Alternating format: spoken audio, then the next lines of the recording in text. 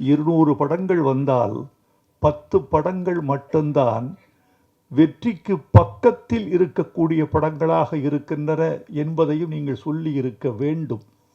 அதற்கு என்ன காரணம் என்று நீங்கள் யோசித்து பார்த்தால், படையாண்ட மாவீரனுடைய கதையையும் திரைக்கதையையும் வாழ்வியலையும் அதன் வெளியீட்டையும் நீங்கள் தொடர்புபடுத்தி அதை உணர முடியும் என்று நான் நினைக்கிறேன். படையாண்ட மாவீரனுக்கு ஒரு பெரிய பலம் இருக்கிறது. அந்த பலத்தை சொல்வதற்கு முன்னால் நிகழ்கால படங்கள் பலவற்றின் பலவீனத்தை நான் சொல்ல வேண்டியவனாக இருக்கிறேன். அந்த பலவீனங்கள் ஒன்றிரண்டல்ல. நம்மிடையே மிகப்பெரிய நடிகர்கள் இருக்கிறார்கள், மிகப்பெரிய தயாரிப்பாளர்கள் இருந்தார்கள், இன்னும் இருக்கிறார்கள்.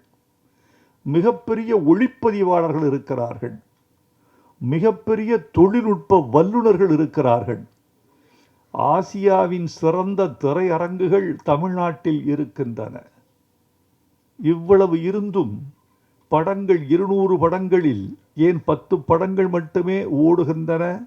190 படங்கள் ஏன் பின்வாங்குகின்றன என்பதை சற்றே யோசித்து பார்த்தால், இவர்கள் வாழ்க்கையை பார்த்து சினிமா எடுக்காமல் படங்களை பார்த்து பல பேர் சினிமா எடுக்கிறார்கள். படம் என்பது பிம்பம், வாழ்க்கை என்பது நிஜம். இரத்தமும் கண்ணீரும் வேர்வையும் கலந்த ஒரு உண்மையான பிம்பம்தான் வாழ்க்கை. அந்த வாழ்க்கையிலிருந்து நீ உன்னை கடந்து போன வாழ்க்கை, நீ தொட்ட வாழ்க்கை, நீ துன்புற்ற வாழ்க்கை, உன்னை துன்பப்படுத்திய வாழ்க்கை, அல்லது சக மனிதனை துன்புறுத்தி சென்ற வாழ்க்கை, இவற்றை நீ படமாக எடுத்தால் ஒரு கனெக்டிவிட்டி, ஒரு தொடர்பு தன்மை இருக்கும் ரசிகனுக்கும் திரைக்கும் இடையில். அந்த தொடர்பு தன்மை அருந்து போனதனால், அந்நியப்பட்டு போனதனால், வாழ்க்கையோடு சம்பந்தமில்லாமல் போனதனால் பல படங்கள் அந்நியப்பட்டு போய்விட்டன என்று நான் நினைக்கிறேன். இன்னொரு முக்கியமான செய்தி, தங்கர்பச்சான் போன்ற தீவிரமான திரைக்காதலர்கள் அறிவார்கள். தமிழ்நாட்டில் தமிழர்கள் 8 கோடி மக்கள் இருக்கிறார்கள். 6 கோடி பேர் இருந்த பொழுது ஒரு 75 விழுக்காட்டு மக்கள் திரைப்படம் பார்த்தார்கள். 7 கோடி பேர் வருகிற பொழுது அது 60% குறைந்து விட்டது. 8 கோடி பேர் இருக்கிற பொழுது சினிமா பார்ப்பவர்களின் எண்ணிக்கை ஒரு 35-40 லட்சமாக குறைந்து விட்டது. இது என்ன காரணம் என்று கேட்டால், திரைப்படத்தை பார்ப்பதற்கான காதல் இருந்தது போய்விட்டதா என்று நமக்கு சொல்ல தெரியவில்லை. ஆனால் சினிமா தொழில்நுட்பத்தால் துண்டாடப்பட்டிருக்கிறது. கவியரசு கண்ணதாசன் சொல்லுவார், தம்பி, மீன் தண்ணீருக்குள் சுவாசிக்கிறதே உனக்கு ஆச்சரியமாயில்லை? எனக்கு அது கூட ஆச்சரியமில்லை. தண்ணீரில் சுவாசிக்கிற மீன் தண்ணீரிலேயே குழம்பாகி உயிர் விடுகிறதே, அதுதான் எனக்கு ஆச்சரியமாக இருக்கிறது என்பார். தொழில்நுட்பத்தால் வளர்ந்த சினிமா தொழில்நுட்பத்தாலே தன்னை தாழ்வு செய்து கொள்வதும் அல்லது மெல்ல மெல்ல ஓரமாக அழுகி கொண்டிருப்பதும் வருந்தத்தக்க செய்திகளாக நான் நினைக்கிறேன். எல்லோரும் இருந்தார்கள் என்று சொன்னேன் அல்லவா? நடிகர்கள், தயாரிப்பாளர்கள், தொழில்நுட்ப கலைஞர்கள், ஒளிப்பதிவாளர்கள், இசையமைப்பாளர்கள், பாடலாசிரியர்கள் என்று நறும் திறமைகள் பெற்ற பல பேர் திரையுலகில் வாழ்ந்து கொண்டிருக்கிற பொழுது எது இல்லை என்று கேட்டால், கதாசிரியன் என்ற ஜாதியை கொன்றது யார்? திரைக்கதை என்று ஒரு ஜாதி இருந்ததே, அவர்களை வழித்து எடுத்தது யார்? வசனகர்த்தா என்று ஓர் இனம் இருந்ததே, அவனை மழித்து வெளியேற்றியது யார்? ஒரு திரைக்கதைக்கு மூலக்கதையாசிரியன், திரைக்கதையாசிரியன், வசனகர்த்தா, துணை இயக்குனர், இயக்குனர் என்று பலதரப்பட்ட 10 மூளைகளால் செழுமைப்படுத்தப்படுவது ஒரு சினிமா. இந்த 10 மூளைகளால் செழுமைப்படுத்தப்பட வேண்டிய சினிமா, செழுமைப்படுத்தப்பட்ட சினிமா, அப்படி இருந்தும் தோல்வி கண்ட சில சினிமா, ஆனால் 10 மூளைகளால் இயக்கப்பட்ட போது பெரும்பாலும் வெற்றி கண்ட சினிமா இன்று தோல்வியடைவதற்கு காரணம் தமிழர்கள் திரையுலகில் திரை அரங்கத்திற்கு சென்று பார்க்கிற எண்ணிக்கை குறைந்து விட்டது. இந்த நம்பர் ஆஃப் ஆடியன்ஸ் என்று சொல்லப்படுவது குறைந்திருக்கிறது. ஒரு திரையரங்கில் 760 இருக்கைகள் இருக்கின்றன. முதல் படம் முதல் நாள் ஒரு பெரிய படம் வெளியாகிற பொழுது நான் கேட்கிற கேள்வி, திரையரங்கத்தில் எத்தனை இருக்கை? 760. எத்தனை பேர்? இருக்கையில் இருப்பவர்கள் எத்தனை பேர்? 210. பெரிய படத்துக்கு இது முதல் காட்சிக்கு 210. இதற்கு காரணம் தமிழர்கள் எண்ணிக்கை உள்ளே வருவது குறைந்து விட்டதா, சினிமாவை பற்றிய பிரமை முடிந்து விட்டதா, சினிமா என்ற ஒரு பெரிய மாயாஜாலம் அதை விட்டு தமிழர்கள் வெளியே வந்து விட்டார்களா? ஒரு மணமேடையில் ஒரு மணமகன் மணமகள் 2 பேரையும் வீடியோ எடுத்து இவன்தான் அஜித், அந்த பெண்தான் திரிஷா, இதைவிட நீங்கள் என்ன சினிமா எடுக்க முடியும்? நாங்களே எடுத்துக்கொள்கிறோம், நாங்களே எடிட் செய்கிறோம், நாங்களே பின்னணி இசை சேர்க்கிறோம், நாங்களே போட்டு பார்த்து கைதட்டி கொள்கிறோம். நாங்கள் எடுக்கிற சினிமா ஒரு திருமண வீட்டில் நாங்களே சினிமா தயாரிக்கிறோம், நீங்கள் என்ன சினிமா தயாரிப்பது என்று சினிமாவின் ரகசியம் உடைந்து விட்டதா, சினிமாவின் பூடகம் போய்விட்டதா என்றெல்லாம் கேட்க வேண்டியவர்களாக இருக்கிறோம். கதாசிரியன் வேண்டும், கதை இலாக்கா வேண்டும், வசனகர்த்தா வேண்டும், திரைக்கதை ஆசிரியன் வேண்டும். இன்றைக்கு சில இயக்குநர்களை பற்றி கேள்விப்படுகிறேன், தன்னுடைய துணை இயக்குநர்களுக்கு கூட கதை சொல்வதில்லை. கதை இல்லை என்பது வேறு விஷயம். வைத்து கொண்டா வஞ்சகம் செய்கிறேன், இருந்தால் சொல்லியிருப்பேனே என்று அவர் கருதக்கூடும். நான் என்ன சொல்கிறேன் என்றால், வைத்திருக்கிறார்கள் சொல்லவில்லை என்றால் என்ன தெரியுமா? என் ரகசியம் இவன் வழியாக வெளியே போய்விட்டால்,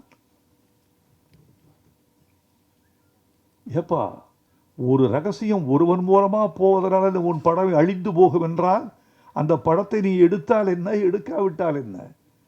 மகாபாரதத்தை 100 பேர் எடுக்கலாம், 100 பேரும் சரியாக எடுத்தால் 100 பேரும் வெற்றி பெறுவார்கள். ராமாயணத்தை 1000 பேர் எடுக்கலாம், 1000 பேரும் சரியாக எடுத்தால் 1000 பேர் வெற்றி பெறுவார்கள். கதை கடைசி பாமரனுக்கும் தெரிந்த கதைதான். ரொம்ப ஆச்சரியமா இல்லை? ஒன்று சொல்றேன், உங்களுக்கு வியப்பா இருக்கும். இந்தியாவில் 2 இதிகாசங்கள், ஒரு இதிகாசம் மகாபாரதம், இன்னொரு இதிகாசம் ராமாயணம். இந்த 2க்குமான அடிப்படை வேறுபாட்டை பார்த்தீர்களா?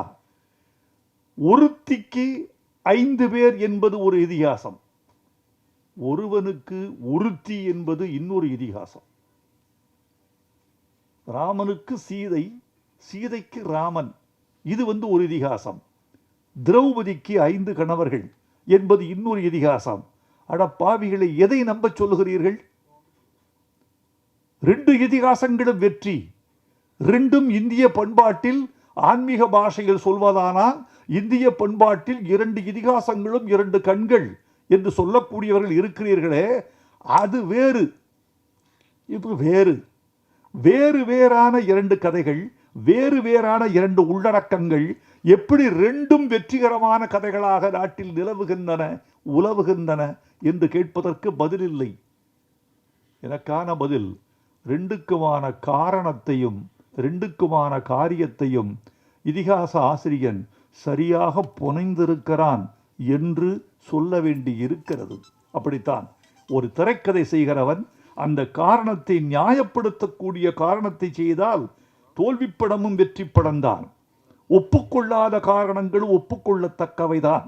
நான் வாழ்த்துவதனாலேயே ஒரு படம் வெற்றி பெறுவென்றால் எல்லா விழாக்களிலும் என்னையே அழைத்திருப்பார்கள். நான் மட்டுமல்ல, ரஜினிகாந்த் வாழ்த்தினால் எல்லா படமும் ஓடும் என்றால், அவர் படம் பார்த்தாலேயே எல்லா படமும் ஓடிவிடும் என்றால், எல்லா படத்திற்கும் அவரையே அழைத்து நாம் எல்லா படங்களையும் போட்டு காட்டலாம். அப்படி ஒரு 10 பேர் இருந்தால் ரொம்ப வசதி. அப்படியெல்லாம் அல்ல. இந்த படத்தினுடைய வெற்றி என்பது படத்தை பொறுத்தது, பார்க்க வருகிற தமிழர்களை பொறுத்தது என்றுதான் நான் கருதுகிறேன். ஒலிபெருக்கிக்கு முன்னாலாவது மனிதன் உண்மை சொல்ல வேண்டும். நல்ல விஞ்ஞானிகள் இருந்தால், நான் அடிக்கடி சொல்லுவேன், நல்ல விஞ்ஞானிகள் இருந்தால் ஒரு ஒலிபெருக்கி கண்டுபிடிக்க வேண்டும். நீங்கள் என்ன பொய் சொன்னால் அவன் மூஞ்சியில் ஷாக்கடிக்கிற ஒரு ஒலிபெருக்கி இருந்தால் நாட்டில் பல நன்மைகள் நடந்துவிடும். முதல்ல பாராளுமன்றத்தில் வைக்கிறோம், சட்டமன்றத்தில் வைக்கிறோம், பொது மேடைகளில் வைக்கிறோம். அதை பொய் சொன்னால் அது முகத்தில் வந்து ஷாக்கடிக்கும். அதனுடைய அலைகள் உண்மைக்கு மட்டும்தான் அது ஏற்றுக்கொள்ளும், பொய்யை ஏற்றுக்கொள்ளாது என்று வைக்க வேண்டும்.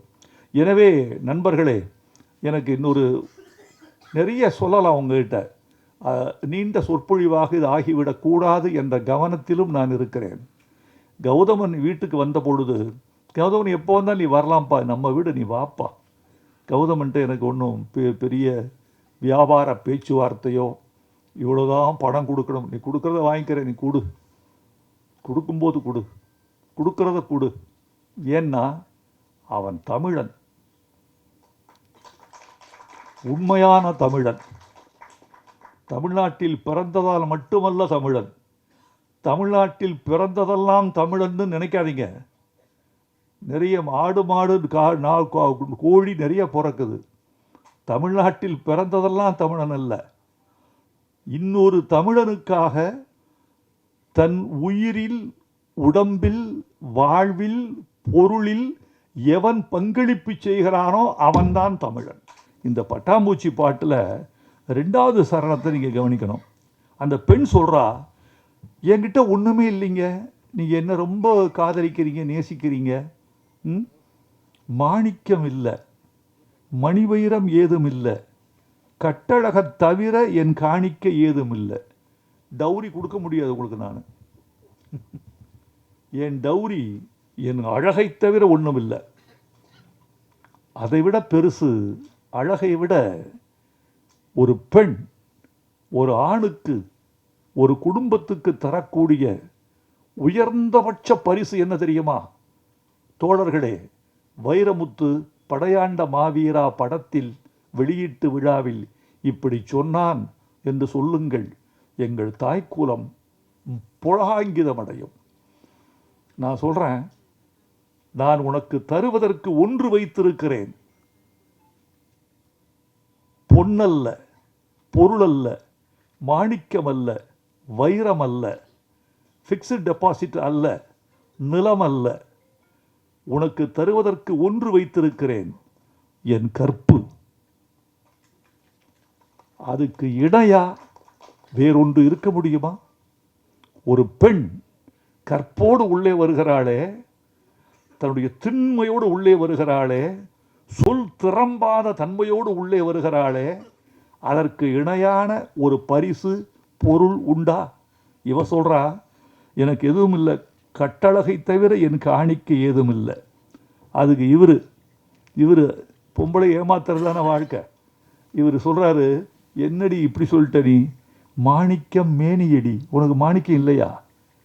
மாணிக்கம் மேனியடி, மணிமுத்து பற்களடி, உள்ரவிக்கை ஊறி வரும் உப்புத்தேன் போதுமடி. இப்படி ஒருத்தர் 2 பேர் கைதட்டுறீங்கல்ல, இதுக்குத்தான் நாங்கள் பாடுபடுறது. இவ்வளவு பாடுபடுவது, வரிகளை மாற்ற வேணான்னு சொல்கிறது, ஏய் சவுண்டை குறைப்பான்னு சொல்கிறது, ஏய் ஆடியோ பார்த்துக்கப்பான்னு சொல்கிறது, சவுண்ட் இன்ஜினியரை தனியாக கூப்பிட்டு இந்த மிக்சியில் கொஞ்சம் பார்த்துக்க பிரதர் சொல்கிறது, இந்த ஒரு கைதட்டலுக்காகத்தான். எனக்கு வேற ஒன்றும் வேணாம், உன் மாணிக்கம் உன் மேனி, மணிமுத்து உன் பற்கள், வேற எனக்கு என்ன வேணும்? தேன் வச்சிருக்க நீ, தேன் இருக்கு, அது போதும். அது என்ன தேன்? உள்ரவிக்கை ஊறி வரும் உப்பு தேன். வேர்வைக்கு வைரமுத்து வைத்த இன்னொரு கவிதை பெயர் உப்புத்தேன். இப்படியெல்லாம் எங்கேயாவது தெளிச்சிட்டு போவோம். கண்டுபிடித்து ரசித்தால் அவன்தான் கடவுள்.